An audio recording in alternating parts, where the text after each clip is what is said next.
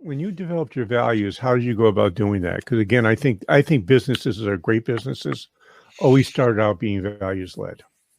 Yes. So I always say one thing. I always say I never look at paper. Paper's great, and obviously you need certain talent, but I would always hire attitude over skill any day of the week. And I like to always say skill can always be taught, attitude can't.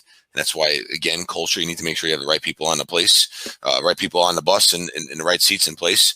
But I live by this concept, fuel your drive. It's the name of my book. It's the name of my podcast. We say it here in our business every day. I have a gas tank that sits in the middle of our headquarters. Fuel is the 4 pillars of success: fun, unity, earnings, and leadership. And drive, which is our core values. You cannot obviously drive anywhere without fuel. And that's kind of how I created the concept. Drive, which are our values of our organization, is determination, respect, integrity, versatility, and excellence. And everyone has to fuel their drive every single day.